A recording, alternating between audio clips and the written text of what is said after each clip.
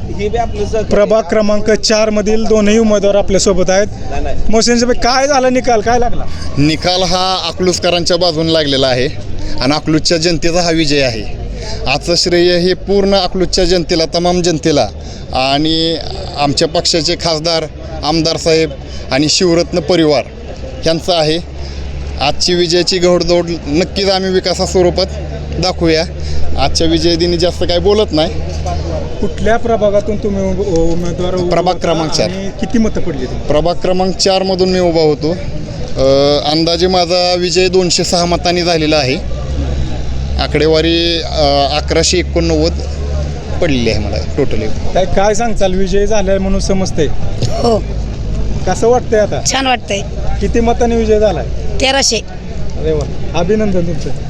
बाई, काय सांगचाल? तुम्ही उमेदवारी अर्ज भरला, माघारी घेतला, तुमच्या माघारी घेण्याचा फायदा नक्कीच झाला असं म्हणायचं का? नक्की नाही, 100% झाला.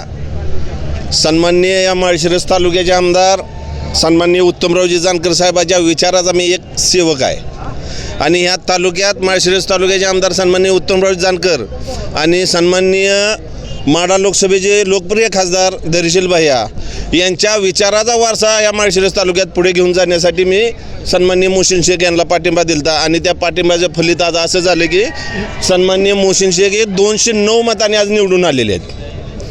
त्या प्रभागात अटीतटीची निवडणूक होईल असं समजलं जात होतं. कसं झालं एकंदरीत कल, काय वाटतंय?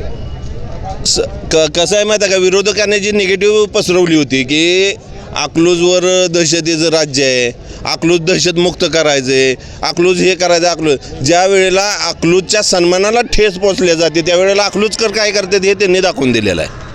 विजयाचं शिल्पकार तुम्ही समजायचं का आता त्या 4 पोरांमध्ये? सन्माननीय आता हे कसं आहे, मी म्हणण्यापेक्षा विजय शिल्पकार ही जनता आहे. जनता